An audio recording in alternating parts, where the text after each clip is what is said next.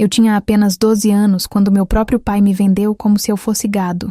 Mas o que aconteceu depois disso mudou minha vida de uma forma que eu jamais poderia imaginar.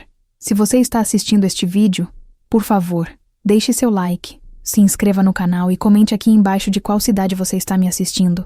Seu apoio significa muito para mim. E cada comentário me dá forças para continuar compartilhando minha história. Meu nome é Helena, e hoje tenho 62 anos. Quando olho no espelho, vejo os fios brancos que cobrem minha cabeça, as rugas que marcam meu rosto, e cada uma delas conta uma história. Uma história de dor, sim, mas também de superação. E é essa história que eu quero dividir com vocês hoje, porque sei que em algum lugar, alguém está passando por algo parecido. E precisa saber que há esperança. Sempre há esperança.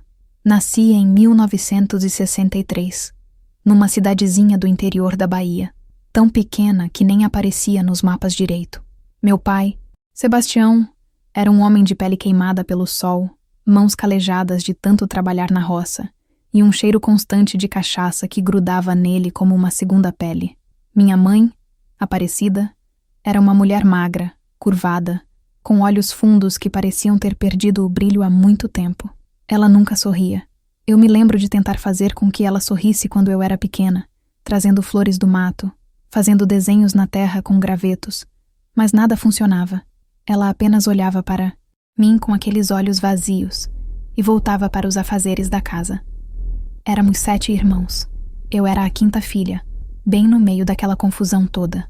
Nossa casa era feita de taipa, com chão de terra batida que minha mãe varria todo santo dia com uma vassoura de palha.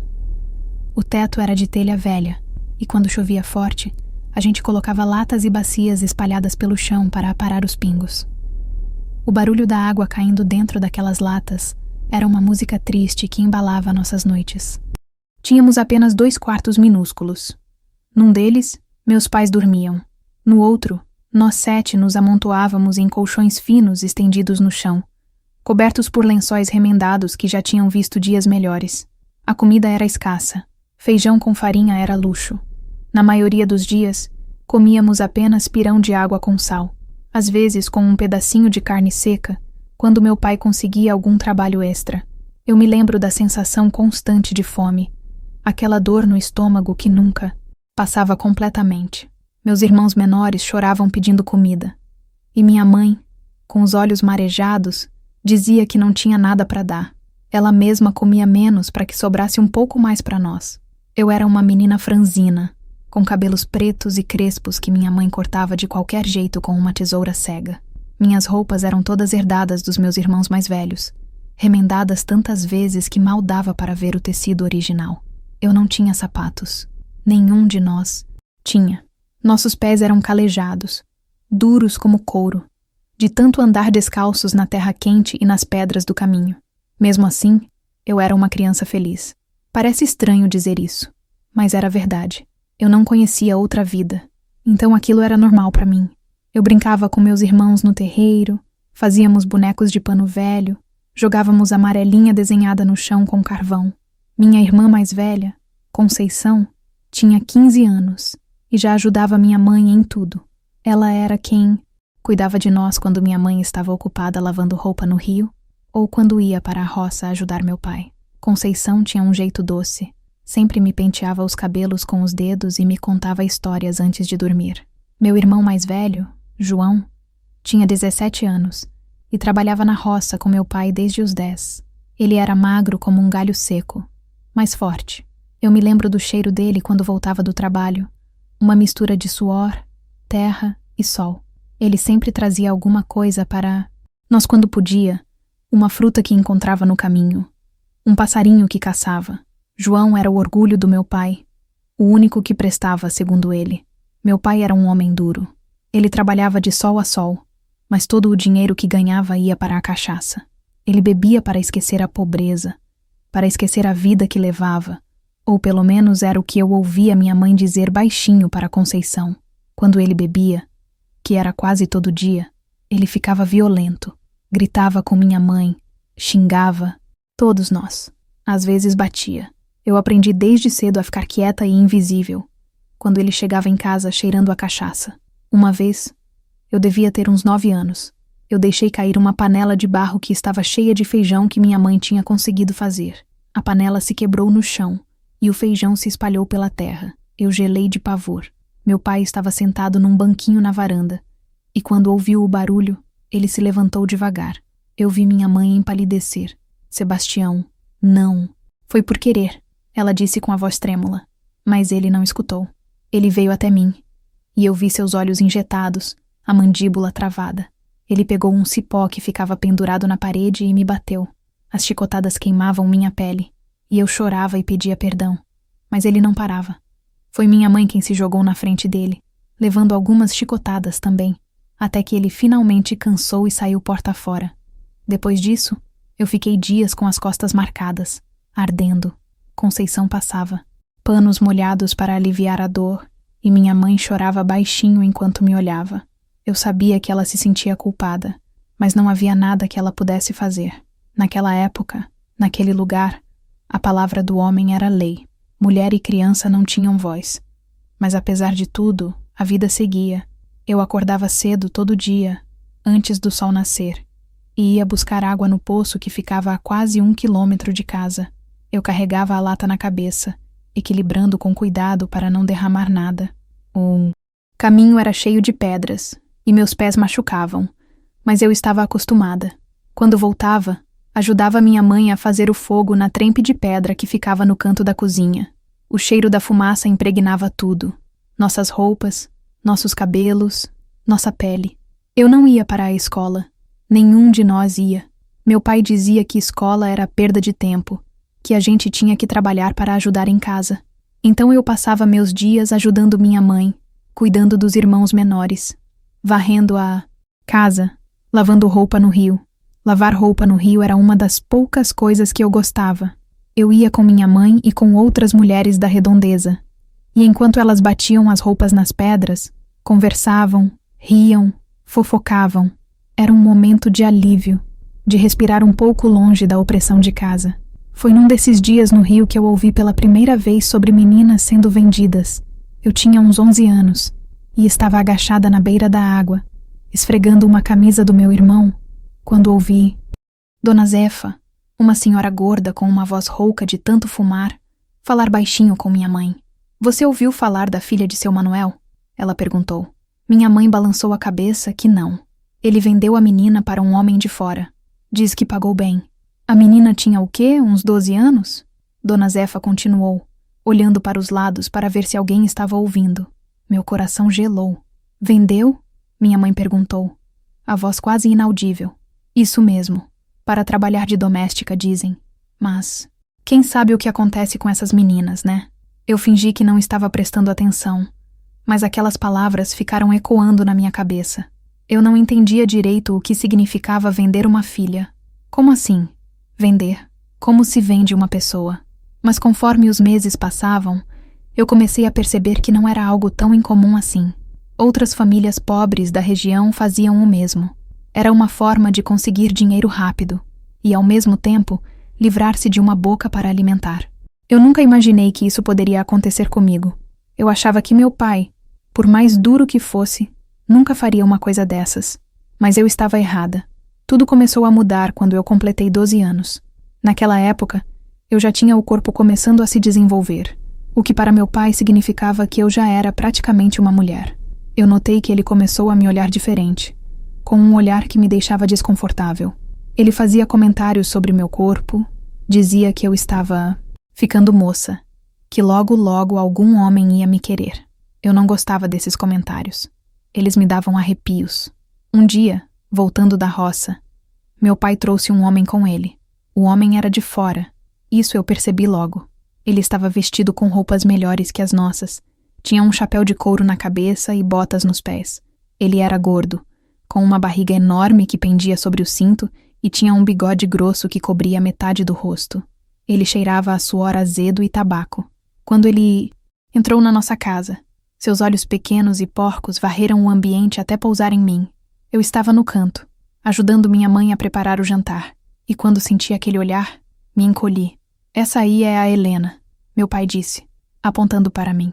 O homem se aproximou, e eu senti meu estômago revirar. Ele ficou me olhando de cima a baixo, como se eu fosse um animal que ele estava avaliando para comprar. Quantos anos? Ele perguntou, a voz grossa e arrastada. 12. Completou agora a... Pouco, meu pai respondeu, com um sorriso que eu nunca tinha visto antes. Um sorriso servil, quase desesperado. O homem assentiu devagar, os olhos ainda fixos em mim. É bonita, meio magrela, mas dá para o gasto, ele disse. E eu senti uma onda de nojo e medo. Minha mãe estava congelada perto do fogão, o rosto pálido. Ela sabia o que estava acontecendo. Conceição também percebeu e me olhou com os olhos arregalados, cheios de lágrimas. Meu pai e o homem saíram para a varanda para conversar, e eu fiquei ali, tremendo, sem entender direito o que estava acontecendo, mas sabendo, no fundo da minha alma, que algo terrível estava prestes a acontecer. Naquela noite, depois que o homem foi embora, meu pai contou para minha mãe que tinha fechado o negócio. Ele tinha me vendido, por 500 cruzeiros. Eu ouvi tudo de dentro do quarto, encolhida no colchão, abraçada com Conceição, que chorava baixinho. Sebastião, você não pode fazer isso, minha mãe implorava. Ah... Voz quebrada. Ela é nossa filha. Ela é uma boca a menos para alimentar e uma chance de a gente ter dinheiro para comprar comida para os outros. Meu pai retrucou, a voz dura e final. E já está decidido. Semana que vem, Fernando vem buscar ela. Fernando. Esse era o nome do homem. O homem que tinha me comprado como se eu fosse uma mercadoria. Naquela semana, eu vivi num estado de pânico constante. Cada dia que passava era um dia a menos de liberdade. Um dia a menos com minha família. Por mais miserável que fosse nossa vida. Eu não conseguia comer, não conseguia dormir direito. Ficava acordada de madrugada, ouvindo a respiração dos meus irmãos, tentando gravar aquele som na memória. Conceição dormia abraçada comigo toda a noite, chorando baixinho contra meu ombro. Ela me dizia que ia dar tudo certo, que talvez Fernando fosse um homem bom que só precisava de alguém para ajudar na casa dele, que eu seria tratada bem. Mas a gente sabia que eram apenas palavras vazias, tentando acalmar o medo que nos consumia. Minha mãe passou aquela semana com os olhos permanentemente vermelhos e inchados. Ela evitava olhar para mim, como se a visão da filha que estava prestes a perder fosse dolorosa demais para suportar. Ela não confrontou meu pai novamente. Ela sabia que era inútil. Sebastião tinha tomado sua decisão e nada nem ninguém ia fazê-lo mudar de ideia. O dinheiro que Fernando tinha prometido era mais importante que qualquer sentimento paterno que pudesse existir naquele coração endurecido pela cachaça e pela miséria. Eu tentei conversar com meu pai uma única vez. Foi 2 dias antes de Fernando vir me buscar. Ele estava sentado na varanda, fumando um cigarro de palha, olhando para o nada. Eu me aproximei devagar, as pernas tremendo, e fiquei parada ali, esperando que ele percebesse minha presença. Quando ele finalmente olhou para mim, seus olhos eram frios, distantes. "O que é?" ele perguntou, a voz áspera. Eu engoli em seco, tentando encontrar coragem para falar. "Pai, eu não quero ir. Por favor, não me manda embora", eu disse, minha voz saindo num sussurro trêmulo. Ele deu uma tragada longa no cigarro e soltou a fumaça devagar, sem tirar os olhos de mim. "Você acha que eu tenho escolha? Você acha que eu gosto de viver desse jeito, passando fome, vendo meus filhos com a barriga roncando?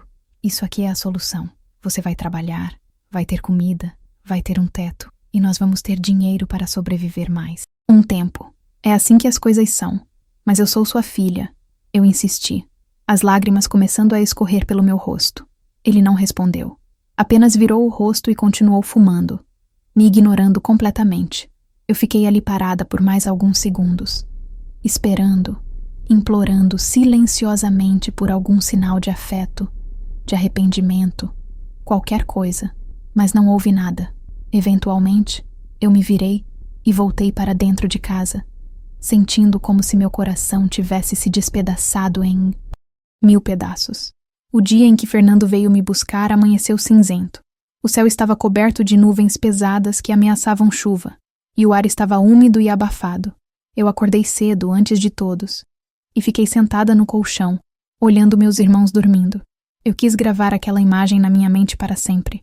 Os rostos sujos, as roupas velhas, os corpos magros encolhidos uns contra os outros buscando calor. Aquela era minha família.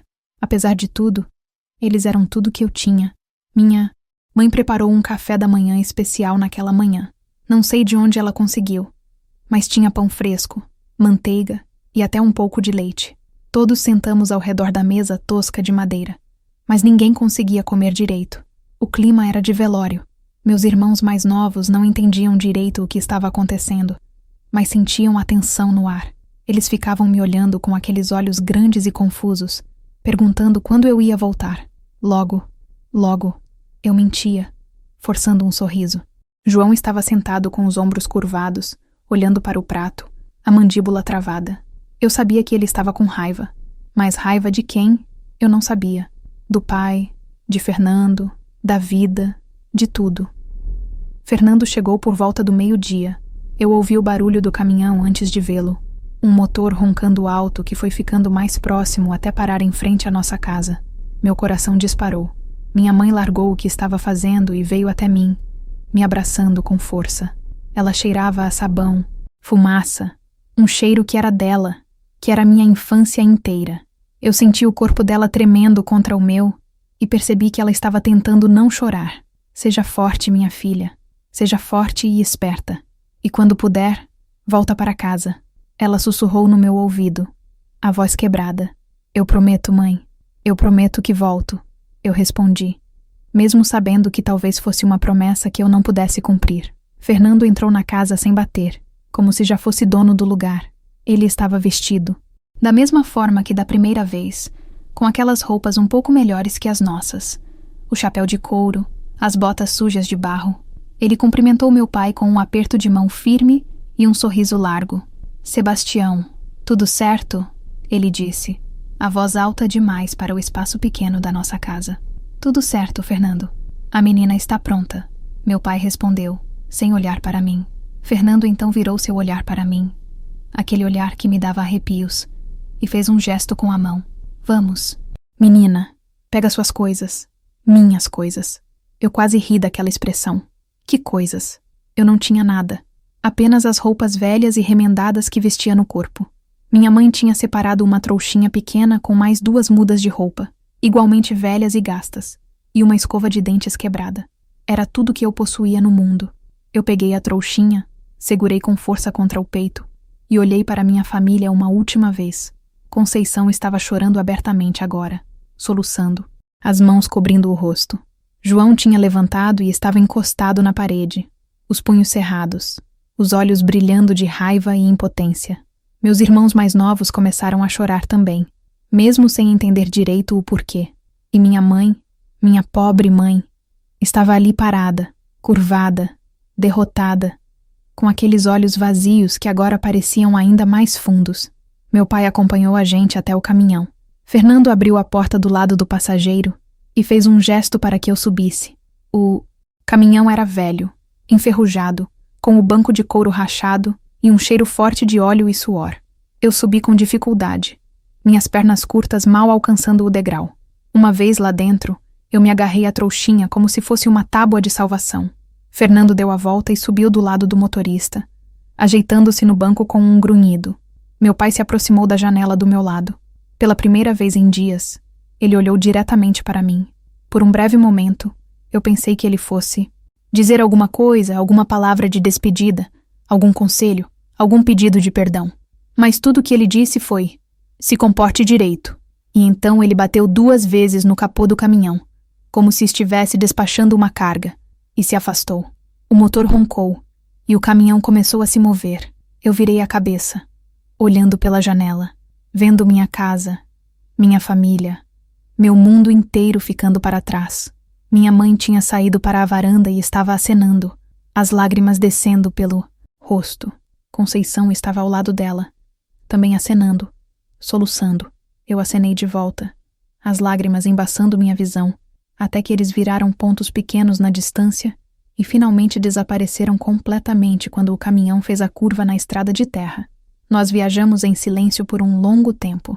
Fernando não falava nada, apenas dirigia com uma mão no volante e a outra no câmbio, os olhos fixos na estrada. Eu ficava olhando pela janela, vendo a paisagem mudar. Passamos por outras casas de taipa como a minha, por roças de mandioca e milho, por crianças descalças brincando na beira da estrada. Tudo parecia tão familiar e ao mesmo tempo tão distante agora. Eu estava deixando tudo para trás, sendo levada para um lugar desconhecido, por um homem desconhecido, para um futuro desconhecido e assustador. Depois de quase 1 hora de viagem, Fernando finalmente falou: "Você vai trabalhar na minha casa. Vai limpar, cozinhar, lavar roupa, cuidar das coisas. Eu espero que você seja obediente e trabalhadeira. Se fizer tudo direitinho, vai ter comida e um lugar para dormir. Se me dar problema, vai se arrepender. Entendeu?" Eu engoli em seco e assenti com a cabeça, sem conseguir falar. Ele me olhou de relance, um sorriso torto aparecendo sob o bigode. Boa menina.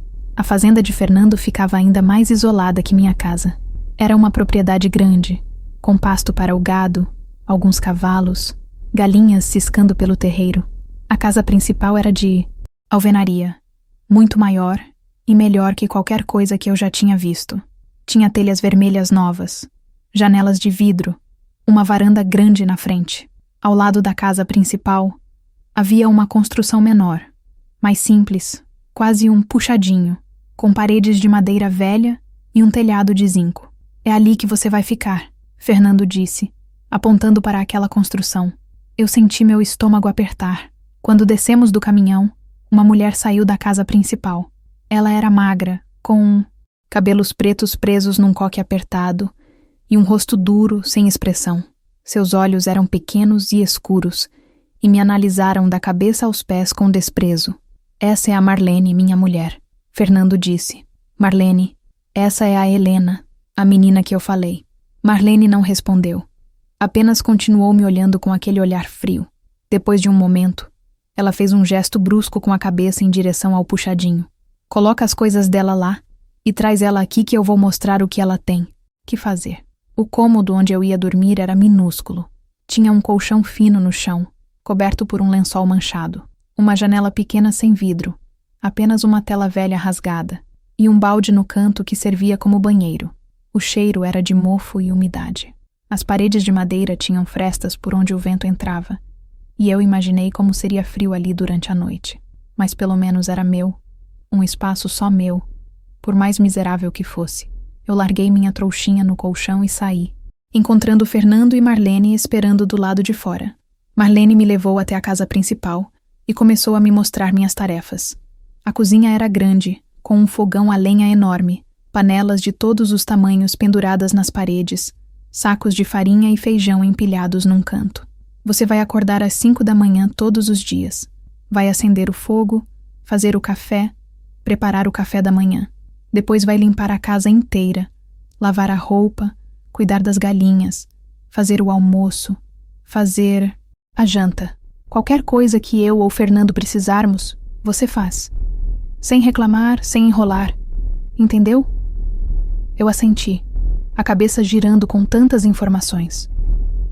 Marlene continuou, sua voz monótona e fria, sem nenhum traço de gentileza ou compaixão. Naquela primeira noite, depois de trabalhar até tarde, eu voltei para o meu puxadinho exausta. Meu corpo doía. Minhas mãos estavam vermelhas e ásperas de tanto esfregar, lavar, limpar. Eu me joguei no colchão fino e olhei para o teto de zinco, ouvindo o som dos grilos lá fora. Pela primeira vez desde que tinha saído de casa, eu estava completamente sozinha. Não tinha minha mãe, não tinha Conceição, não tinha meus irmãos. Era só eu, naquele lugar estranho, com aquelas pessoas estranhas e assustadoras. Eu comecei a chorar, baixinho no começo, mas logo os soluços vieram com força, sacudindo o meu corpo inteiro. Eu chorei pela infância que tinha perdido, pela família que tinha deixado, pelo futuro incerto e assustador que me esperava. Eu chorei até não ter mais lágrimas, até meu corpo estar exausto demais para continuar. E então, finalmente, eu dormi, um sono agitado e cheio de pesadelos. Os dias seguintes se transformaram em semanas, e as semanas em meses. Minha rotina era sempre a mesma. Acordar antes do sol nascer, trabalhar sem parar até tarde da noite, comer as sobras do que Fernando e Marlene comiam, voltar para o puxadinho e desmaiar de cansaço. Fernando raramente falava comigo, apenas dava ordens. quando precisava de alguma coisa. Marlene, por outro lado, estava sempre em cima de mim, criticando tudo que eu fazia, reclamando que eu era lenta, preguiçosa, incompetente. Ela não me batia, mas suas palavras eram como chicotadas, deixando marcas invisíveis que doíam tanto quanto qualquer surra física. Eu não tinha amigos, não tinha ninguém com quem conversar. A fazenda era isolada, e eu raramente via outras pessoas além de Fernando e Marlene. Às vezes, trabalhadores vinham para ajudar com o gado ou com a colheita, mas eles não falavam comigo. Eu era invisível, apenas mais uma parte da propriedade, como os animais, as ferramentas, os móveis. Eu me sentia completamente sozinha no mundo, como se tivesse sido esquecida, apagada da existência de todos que eu conhecia. Mas havia uma coisa que me mantinha viva, uma pequena chama de esperança que eu guardava no fundo do meu coração. Era a lembrança da minha família, especialmente da minha mãe e da Conceição. Eu me lembrava do cheiro da minha mãe, do jeito que Conceição penteava meu cabelo, das risadas dos meus irmãos brincando no terreiro. Essas memórias eram meu refúgio, meu lugar seguro para onde eu fugia quando a realidade se tornava insuportável. E todas as noites antes de dormir, eu fazia a mesma oração. Deus, por favor, proteja minha família. E, por favor, me ajude a voltar para casa um dia. Por favor, não me abandone aqui. Eu estava na fazenda havia cerca de 3 meses quando as coisas começaram a mudar.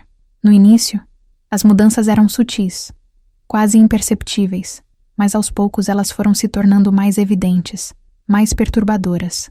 E tudo começou com o jeito que Fernando olhava para mim. Eu tinha notado desde o primeiro dia aquele olhar estranho, aquele jeito de me avaliar como se eu fosse mercadoria, mas agora era diferente. Agora havia algo mais naquele olhar, algo que me fazia sentir suja, exposta, vulnerável de um jeito que eu não conseguia explicar com palavras. Eu tinha acabado de completar 13 anos, embora ninguém na fazenda soubesse ou se importasse com meu aniversário. Meu corpo estava mudando rapidamente, desenvolvendo curvas que eu tentava esconder sob as roupas largas e velhas que usava. Mas não importava o quanto eu tentasse me esconder, eu sentia os olhos de Fernando em mim, seguindo cada movimento, cada gesto. Quando eu passava por ele no corredor, ele fazia questão de ficar no caminho, me forçando a passar bem perto, roçando em seu corpo. Quando eu servia a comida na mesa, ele encontrava desculpas para tocar minha mão, meu braço, meu ombro, toques rápidos, aparentemente acidentais, mas que me deixavam com a pele arrepiada e o estômago embrulhado. Marlene também começou a mudar comigo. Ela sempre tinha sido fria e cruel, mas agora havia uma hostilidade nova em seus olhos, uma raiva que parecia crescer a cada dia. Ela me vigiava constantemente, como um gavião observando sua presa. Quando Fernando estava por perto, ela ficava ainda mais tensa, seus olhos pequenos e escuros se movendo entre nós dois, analisando, suspeitando. Ela começou a me dar tarefas impossíveis, coisas que eu não conseguiria fazer direito ou a tempo, só para ter motivo de me repreender na frente de Fernando. Olha só como essa menina é inútil, ela dizia, a voz carregada de veneno. Não serve para nada. Fernando geralmente respondia com um grunhido ou simplesmente ignorava, mas eu notava um brilho estranho em seus olhos quando Marlene me humilhava. Uma tarde, eu estava no tanque lavando roupa quando Fernando se aproximou. Eu não o tinha visto chegar. Estava concentrada esfregando uma camisa dele contra a pedra, as mãos já vermelhas e doloridas da água fria e do sabão forte. Trabalhando duro, Helena? Ele disse. E eu dei um pulo de susto. Sim, senhor. Eu respondi baixinho, sem olhar para ele, continuando a esfregar a roupa com mais força. Ele ficou ali parado, me observando, e eu senti meu corpo inteiro ficando tenso. O silêncio era pesado, sufocante. Você está crescendo, virando uma mocinha bonita, ele disse depois de um tempo, a voz baixa e arrastada. Eu não respondi. Não sabia o que dizer, meu coração batendo tão forte que parecia que ia sair do peito. Ele deu mais um passo em direção a mim, ficando bem próximo, tão próximo que eu podia sentir o cheiro dele, aquela mistura de suor, tabaco e algo mais, algo que me dava náusea. Você me lembra de alguém que eu conheci quando era mais novo? Ele continuou. E então, de repente, ele estendeu a mão e tocou meu cabelo. Eu gelei. Meu corpo inteiro se paralisou, como se tivesse virado pedra. Ele passou os dedos pelos meus cabelos devagar, quase carinhosamente, e eu senti lágrimas queimando meus olhos. Seu cabelo é bonito, macio, ele murmurou. Eu queria gritar, queria correr, mas não conseguia me mover. Era como se meus pés estivessem colados no chão. E então, tão de repente quanto tinha começado, ele tirou a mão e se afastou. Termina isso logo e vem preparar o jantar, ele disse com a voz normal, como se nada tivesse acontecido, e saiu andando de volta para a casa. Eu fiquei ali parada, tremendo, as lágrimas finalmente descendo pelo meu rosto. Eu me senti suja, violada. Mesmo que ele tivesse apenas tocado meu cabelo, eu sabia que aquilo não era normal, não era certo. Eu sabia que algo muito ruim estava começando a acontecer, mas eu não sabia o que fazer. Eu não tinha para onde ir. Não. Tinha ninguém para pedir ajuda. Eu estava completamente sozinha e à mercê daquele homem terrível. Naquela noite, quando eu voltei para o puxadinho, eu me sentei no colchão e abracei meus joelhos contra o peito, balançando para frente e para trás. Eu tentei orar, mas as palavras não vinham. Minha mente estava confusa, assustada, perdida. Eu pensava na minha mãe, no que ela faria se soubesse o que estava acontecendo. Mas o que ela poderia fazer? Ela não tinha poder nenhum. Meu pai tinha me vendido, me entregado para Fernando como se eu fosse um animal. Eu não valia nada para ele. E agora eu estava aqui, presa, sem escapatória. Os dias seguintes foram uma tortura silenciosa. Fernando intensificou suas investidas. Ele encontrava desculpas para ficar perto de mim, para me tocar. Uma mão no meu ombro quando passava por trás de mim na cozinha. Um roçar de dedos na minha cintura quando eu servia a comida. Um olhar demorado que me deixava com a pele arrepiada. Marlene percebeu tudo. Eu via a raiva crescendo nos olhos dela, mas ela não dizia nada a Fernando. Em vez disso, ela descontava em mim. Me batia com uma colher de pau quando eu deixava cair alguma coisa. Puxava meu cabelo quando eu não limpava algo do jeito que ela queria. Me xingava de vagabunda, de sem vergonha, como se eu tivesse culpa do que Fernando estava fazendo. Foi num sábado à tarde que tudo ficou ainda mais assustador. Marlene tinha saído para visitar uma irmã dela que morava numa cidade vizinha e não ia voltar até o dia seguinte. Fernando me disse que ela ia ficar fora, mas na hora eu não pensei muito nisso. Eu estava ocupada cuidando das minhas tarefas, tentando não pensar no medo constante que me acompanhava. Estava no galinheiro recolhendo ovos quando ouvi passos atrás de mim. Eu me virei e vi Fernando parado na entrada, bloqueando a luz do sol, sua silhueta grande e ameaçadora. Você está sozinha aqui comigo hoje, Helena, ele disse, e havia algo diferente em sua voz, algo que me fez querer correr, mas não tinha para onde correr. Ele estava bloqueando a única saída. Eu segurei a cesta de ovos contra o peito como um escudo inútil. Sim, senhor, eu respondi, minha voz mal saindo. Ele entrou no galinheiro, fechando a porta atrás de si. O espaço era pequeno, abafado, cheirava a galinhas e esterco. Meu coração estava disparado, batendo tão forte que eu tinha certeza que ele podia ouvir. Você não precisa ter medo de mim, ele disse, se aproximando devagar. Eu só quero ser seu amigo. Você tem sido uma boa menina, trabalhadora, merece um tratamento especial. Ele estava perto demais agora, tão perto que eu podia ver os poros da pele oleosa do rosto dele, o jeito que seus olhos pequenos me devoravam. Eu dei um passo para trás e bati nas prateleiras onde as galinhas ficavam, assustando as aves que começaram a cacarejar alto. Por favor, eu preciso voltar para a cozinha. Tenho que fazer o almoço, eu disse rapidamente, minha voz tremendo. Ele sorriu, aquele sorriso torto sob o bigode grosso. O almoço pode esperar. Eu não posso. Ele estendeu a mão e tocou meu rosto. Eu me encolhi, virando a cabeça, mas ele segurou meu queixo com força, me forçando a olhar para ele. Não seja assim, Helena. Você vai gostar. Todas acabam gostando. Ele sussurrou, seu hálito quente e fedorento no meu rosto. Eu senti pânico puro tomando conta de mim. Eu deixei a cesta cair, os ovos se quebrando no chão, e empurrei Fernando. Com toda a força que eu tinha. Ele não estava esperando por isso, e cambaleou um pouco para trás. Eu aproveitei aquele segundo de distração e corri para a porta, abrindo e saindo correndo do galinheiro, como se o diabo estivesse atrás de mim. Eu corri pelo terreiro, sem direção, sem pensar. apenas querendo me afastar dele. Eu ouvi Fernando gritando atrás de mim: Helena, volta aqui! Volta aqui agora, menina! Mas eu não parei. Eu corri até a parte de trás da casa, me escondi atrás de uma pilha de lenha. Me encolhi ali, respirando rápido, meu corpo inteiro tremendo.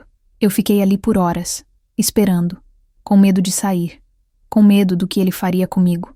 Quando finalmente escureceu, eu saí devagar do meu esconderijo. A casa estava silenciosa. Eu entrei pela porta dos fundos da cozinha, preparei algo rápido para o jantar, deixei na mesa e corri para o meu puxadinho. Eu tranquei a porta frágil com o ferrolho velho, mesmo sabendo que ele poderia facilmente arrombar se quisesse.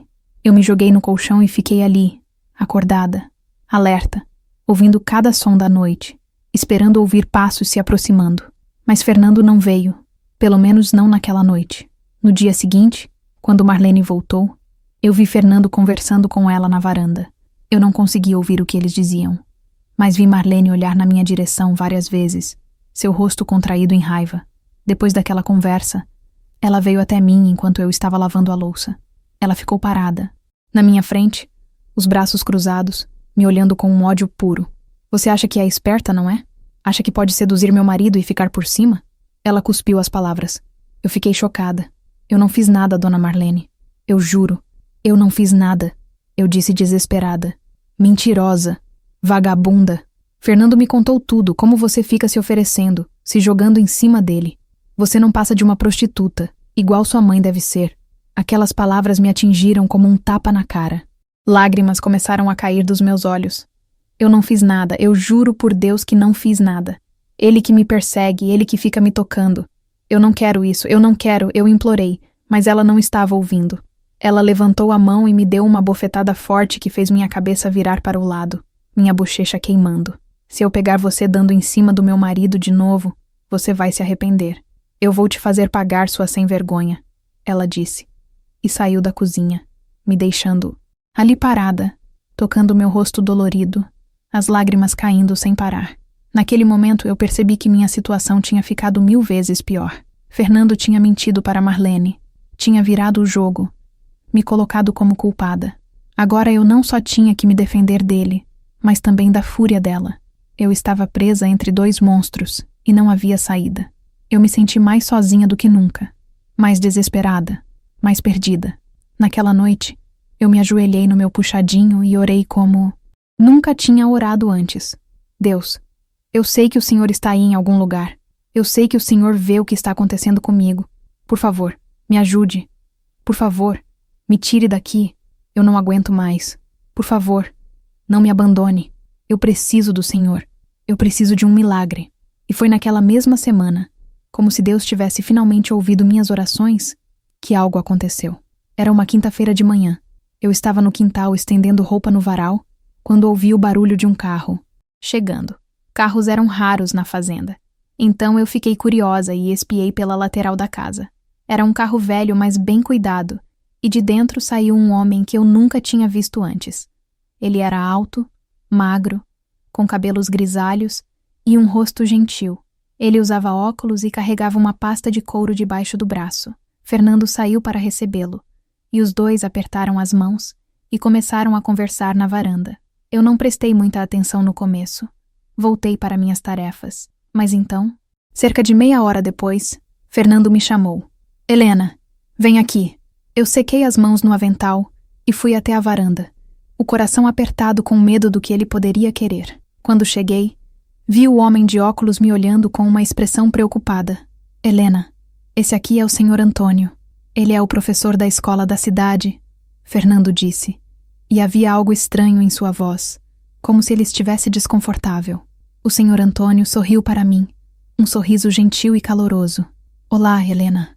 Prazer em conhecê-la. Eu fiquei confusa, sem entender o que um professor estava fazendo ali. Fernando pigarreou. O Sr. Antônio está fazendo um levantamento das crianças que não estão na escola na região. Ele quer saber sobre você. Meu coração deu um pulo. Escola? Eu nunca tinha ido para a escola. Quantos anos você tem, Helena? O Sr. Antônio perguntou gentilmente. 13, senhor. Eu respondi baixinho. E você sabe ler e escrever? Não, senhor. E você está trabalhando aqui? Ele fez um gesto englobando a fazenda. Sim, senhor. Eu trabalho aqui para o Sr. Fernando e Dona Marlene. O Sr. Antônio franziu a testa e olhou para Fernando. Todas as crianças deveriam estar na escola, Fernando. É lei, principalmente nessa idade. Ela precisa estudar, não trabalhar. Fernando ficou visivelmente desconfortável, mudando o peso de um pé para o outro. Ela trabalha aqui, em troca de casa e comida. Os pais dela autorizaram. Autorizaram ou venderam? O Sr. Antônio perguntou. E... Sua voz tinha perdido um pouco da gentileza, ficando mais firme. Fernando ficou vermelho. Isso não é da sua conta. Ela está bem cuidada aqui. O Sr. Antônio olhou para mim novamente, seus olhos analisando meu rosto magro, minhas roupas velhas e sujas, minhas mãos calejadas. Você está bem aqui, Helena? Você é bem tratada? Ele perguntou diretamente. Eu olhei para Fernando, que me fuzilava com os olhos. Minha mente correu. Aquele era o momento, talvez a única chance que eu teria. Eu podia mentir, dizer que estava tudo bem e continuar naquele inferno. Ou eu podia dizer a verdade e arriscar as consequências. Deus, me dê coragem. Eu orei silenciosamente. E então, olhando diretamente nos olhos gentis do Sr. Antônio, eu disse a verdade que mudaria minha vida para sempre. Não, senhor, eu não estou bem aqui. O silêncio que seguiu foi pesado como chumbo. Fernando ficou vermelho de raiva, seu corpo inteiro ficando tenso. Você está louca, menina? Depois de tudo que eu e Marlene fizemos por você. Ele explodiu, dando um passo na minha direção. Mas o Sr. Antônio se colocou entre nós, levantando a mão. Fernando, acalme-se. Eu preciso ouvir a menina.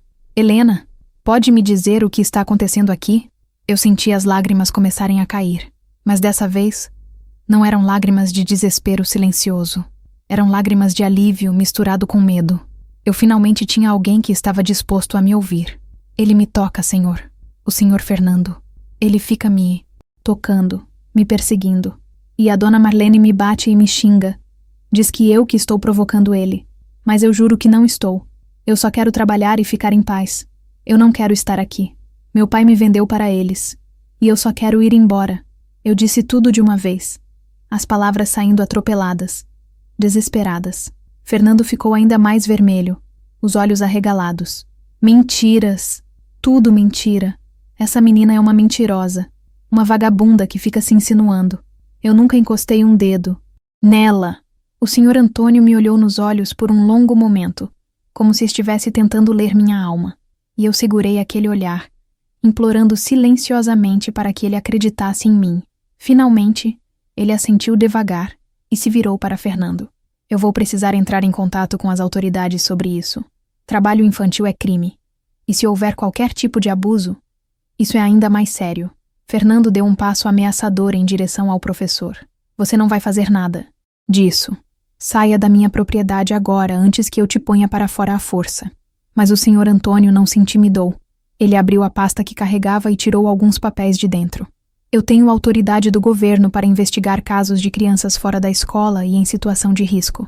E essa menina claramente está em situação de risco. Foi nesse momento que Marlene apareceu na varanda. Ela tinha ouvido parte da conversa de dentro da casa e veio correndo. O que está acontecendo? Aqui? Ela perguntou, olhando entre Fernando, o professor e eu. Esse homem está acusando a gente de maltratar a menina por causa das mentiras que ela inventou. Fernando disse, apontando para mim com desprezo. Marlene me olhou com um ódio puro. Eu sabia que essa desgraçada ia causar problema. Vagabunda sem vergonha. Depois de tudo que a gente fez por você. E ela avançou em mim, a mão levantada para me bater. Mas o Sr. Antônio foi mais rápido. Ele segurou o braço de Marlene no ar. A senhora não vai encostar um dedo nessa criança. Marlene tentou se soltar, gritando obscenidades, mas o professor não largou. Fernando, eu sugiro fortemente que você coopere. Vou levar Helena comigo agora e vou notificar as autoridades. Se vocês não tiverem nada a esconder, não tem nada a temer. Mas se eu descobrir que essa menina está falando a verdade, e todas as evidências apontam para isso, vocês vão responder na justiça. Fernando e Marlene trocaram olhares, rápidos. Eu vi o pânico começando a aparecer nos olhos deles. Eles sabiam que estavam encurralados. Você não pode simplesmente levar ela assim. Nós pagamos pelos direitos dela, Fernando tentou argumentar. Mas sua voz tinha perdido um pouco da força.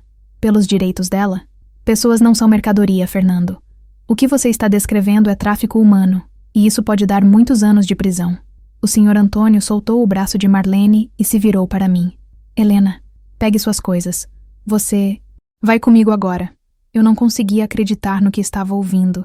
Eu ia sair dali. Eu ia ser livre. Minhas pernas tremiam tanto que mal conseguia me mover. Eu corri até o puxadinho, peguei minha trouxinha miserável com as 2 mudas de roupa que eu tinha e voltei correndo. O Sr. Antônio estava esperando no carro. O motor já ligado. Fernando e Marlene estavam na varanda, os rostos contorcidos de raiva impotente. Eu subi no carro e quando o professor começou a dirigir para fora da propriedade, eu olhei pela janela de trás uma última vez. Vi Fernando gritando alguma coisa que eu não conseguia ouvir, Marlene com os braços cruzados, e aquela fazenda horrível ficando cada vez menor na distância. E então algo dentro de mim se quebrou. Todos os meses de sofrimento, de medo, de solidão, de abuso vieram à tona de uma vez. Eu comecei a chorar, soluçar tão forte que meu corpo inteiro sacudia. O Sr. Antônio parou o carro no acostamento e se virou para mim com um olhar de compaixão infinita. Está tudo bem agora, Helena. Você está segura. Eles não vão mais machucá-la. Está tudo bem. Ele esperou pacientemente enquanto eu chorava, sem pressa, sem me apressar. Quando finalmente consegui me acalmar um pouco, ele me ofereceu um lenço limpo que tirou do bolso. Enxugue suas lágrimas, criança. Você foi muito corajosa hoje. Muito corajosa mesmo. Ele me levou até a cidade, até uma casa grande e bonita que ficava perto da praça principal. Essa é a casa da Dona Teresa. Ela cuida de crianças que precisam de um lar temporário. Você vai ficar aqui até resolvermos sua situação, ele explicou enquanto estacionava. Minha situação. Eu nem sabia o que isso significava. Tudo estava acontecendo rápido demais, e minha cabeça ainda estava girando. Dona Teresa era uma senhora gorda e simpática, com cabelos brancos presos num coque e bochechas rosadas. Ela me recebeu com um sorriso caloroso e um abraço apertado que me fez chorar de novo. Você está em casa agora, minha filha. Ninguém vai te machucar aqui. Nos dias seguintes, o Sr. Antônio voltou várias vezes para conversar comigo. Ele me fez muitas perguntas sobre o que tinha acontecido na fazenda, sobre minha família, sobre como eu tinha parado ali. Eu contei tudo, cada detalhe doloroso. Ele anotava tudo num caderno, acenando com a cabeça, às vezes com os olhos marejados. Sua história não é incomum, Helena. Infelizmente, muitas meninas pobres passam por isso. Mas vamos fazer o possível para garantir que você tenha um futuro melhor, ele me prometeu. Ele também me deu uma notícia que partiu meu coração. Eu tentei entrar em contato com sua família, mas quando cheguei lá, descobri que eles tinham se mudado. Ninguém sabia para onde. Seu pai tinha pego o dinheiro da venda e a família inteira tinha desaparecido. Eu sinto muito. Eu fiquei entorpecida com aquela informação. Minha família tinha desaparecido. Minha mãe, Conceição, meus irmãos. Eu não sabia onde eles estavam, se estavam bem, se estavam vivos. Aquela pequena esperança que eu tinha guardado de um dia voltar para casa, de rever minha mãe, tinha sido arrancada de mim brutalmente. Mas estranhamente, junto com a dor, veio também um tipo estranho de alívio. Eu não precisava mais voltar para aquela vida de miséria. Eu não precisava mais ver meu pai. E talvez, apenas talvez, minha família estivesse em algum lugar melhor agora, com aquele dinheiro maldito que tinha custado minha liberdade. Eu queria acreditar nisso. Eu precisava acreditar nisso para conseguir seguir em frente. E foi ali, naquela casa acolhedora da Dona Teresa, sendo tratada com gentileza pela primeira vez em meses, que eu comecei a entender que Deus não tinha me abandonado. Ele tinha ouvido minhas orações. Ele tinha enviado o Sr. Antônio exatamente no momento certo, exatamente quando eu mais precisava. Aquilo não era coincidência, era um milagre. Os meses que se seguiram foram de reconstrução lenta e dolorosa. Dona Teresa me tratava como uma filha. Ela me deu um quarto só para mim, com uma cama de verdade, lençóis limpos e cheirosos, uma janela com cortinas floridas. Ela me dava 3 refeições por dia, comida de verdade, quente e farta. Meu corpo, que era pele e osso, começou a ganhar peso. Minhas mãos calejadas e feridas começaram a cicatrizar, mas as feridas da alma demoraram muito mais para sarar. Eu tinha pesadelos quase todas as noites. Acordava suando frio, com o coração disparado, imaginando que estava de volta na fazenda, que Fernando estava me perseguindo, que Marlene estava me batendo. Dona Teresa vinha correndo quando me ouvia gritar, acendia a luz, me abraçava apertado e me balançava como se eu fosse um bebê. Já passou, minha filha. Você está segura aqui. Já passou. E aos poucos, muito aos poucos, os pesadelos foram ficando menos frequentes. O Sr. Antônio cumpriu sua promessa. Ele me matriculou na escola da cidade. Eu tinha 13 anos e nunca tinha aprendido a ler ou escrever. Então comecei nas turmas das crianças pequenas. No início, foi humilhante estar sentada em carteiras minúsculas, cercada de crianças de 7 e 8 anos. Eles riam de mim, me chamavam de burra, de atrasada. Mas eu não desisti. Eu tinha fome de conhecimento, fome de oportunidade, fome de provar que eu era mais do que aquela menina vendida e abusada. Eu estudava até tarde da noite, à luz da lamparina no meu quarto, praticando as letras, os números, as palavras. Dona Teresa me ajudava quando eu não entendia algo, com uma paciência infinita que eu nunca tinha conhecido. E eu aprendi rápido. Em 6 meses, eu já estava lendo livros simples.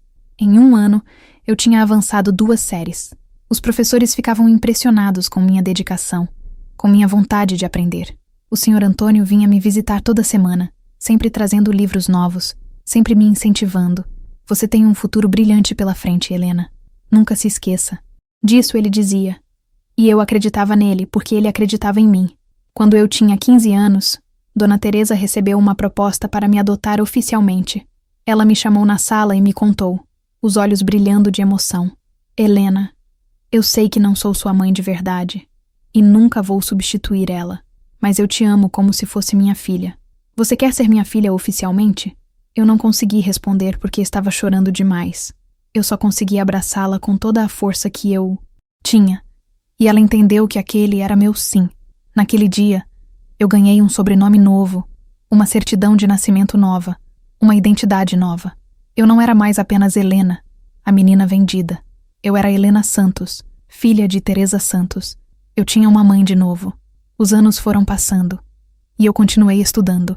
Eu me formei no ensino fundamental, no ensino médio. Eu trabalhava durante o dia, ajudando Dona Teresa em sua costura, e estudava à noite. Quando eu tinha 19 anos, o Sr. Antônio me ajudou a conseguir uma bolsa de estudos para fazer um curso de professora. Eu queria ser como ele. Eu queria ajudar outras crianças que estivessem perdidas, sozinhas, precisando de alguém que acreditasse nelas. Estudei com toda a minha força, e aos 23 anos, eu me formei professora. Minha primeira turma foi numa escolinha rural, parecida com aquelas que eu via na minha infância. As crianças vinham descalças, com roupas remendadas, barrigas roncando de fome. E, quando eu olhava para elas, eu me via. Eu sabia exatamente pelo que estavam passando, e isso me fazia ser uma professora melhor. Eu não era apenas uma professora que ensinava matemática e português. Eu era alguém que realmente se importava, que via cada criança como um ser humano com valor, com potencial, com direito a um futuro melhor. Foi durante esses anos ensinando que eu conheci Roberto. Ele era o diretor da escola, um homem viúvo de 40 anos, gentil e trabalhador. Ele tinha perdido a esposa anos antes em um parto complicado e nunca tinha se casado de novo. Ele começou a reparar em mim, no jeito que eu cuidava das crianças, na minha dedicação. E aos poucos, devagar, começamos a conversar mais, a nos conhecer. Ele era paciente, respeitoso, nunca me apressava. Quando eu finalmente contei para ele sobre meu passado, sobre o que tinha acontecido comigo, ele não fugiu. Ele apenas segurou minha mão e disse que aquilo não definia quem eu era, que eu era a mulher mais forte e corajosa que ele já tinha conhecido. Nós nos casamos quando eu tinha 27 anos. Foi uma cerimônia simples na igreja da cidade, com Dona Teresa chorando de alegria na primeira fileira e o Sr. Antônio me levando até o altar. Eu nunca esqueci quem tinha me salvado, quem tinha me dado uma segunda chance. Roberto foi o marido que eu nunca imaginei que poderia ter. Ele era gentil, carinhoso, respeitoso. Ele me deu 3 filhos lindos, 2 meninos e uma menina. E eu criei meus filhos de um jeito completamente diferente de como eu tinha sido criada. Eles nunca conheceram fome, Nunca conheceram violência, nunca conheceram abandono. Eles cresceram sabendo que eram amados, valorizados, importantes. Dona Teresa viveu até os 85 anos. Ela conheceu meus filhos, foi avó deles, encheu-os de amor como tinha me enchido. Quando ela partiu, foi em paz, sabendo que tinha feito diferença na vida de alguém. O Sr. Antônio também já se foi, mas não antes de ver dezenas de crianças que ele tinha ajudado crescerem e se tornarem adultos bem-sucedidos. Eu fui apenas uma delas, mas cada uma de nós carrega sua memória com gratidão eterna. Hoje, aos 62 anos, eu sou aposentada, mas ainda faço trabalho voluntário com crianças em situação de risco. Eu conto minha história sempre que posso, porque eu sei que em algum lugar, neste momento, existe uma menina como eu fui, sofrendo, desesperada, achando que não há saída. E eu quero que ela saiba que há esperança. Sempre há esperança. Que Deus não abandona seus filhos, mesmo quando parece que ele está distante. Que um dia ruim não define toda uma vida. Que é possível reconstruir, recomeçar, ser feliz depois da dor. Eu nunca mais vi minha família biológica. Nunca soube o que aconteceu com minha mãe, com Conceição, com meus irmãos. Às vezes, ainda penso neles. Me pergunto se eles estão bem, se eles pensam em mim. Já perdoei meu pai pelo que ele fez. Não porque ele merecia perdão, mas porque eu merecia paz. Carregar ódio e ressentimento só estava me machucando. Então eu soltei. Eu escolhi seguir em frente. Se você está me ouvindo agora e está passando por algo parecido, por favor, não desista. Peça ajuda. Conte para alguém. Seja forte por mais um dia, e depois mais um, e depois mais um. As coisas podem mudar. Sua vida pode mudar. Você tem valor. Você tem propósito. Você merece ser feliz. E acima de tudo, nunca pare de orar. Deus está ouvindo, mesmo quando parece que não. Ele tem um plano, mesmo quando você não consegue ver. Eu sou a prova viva disso. Eu fui vendida aos 12 anos, mas quando pensei que estava tudo acabado, Deus me abençoou de formas que eu nunca poderia imaginar. E Ele pode fazer o mesmo por você. Nunca perca a fé. Nunca perca a esperança. Sua história ainda não acabou. Obrigada por me ouvir. Que Deus abençoe cada um de vocês.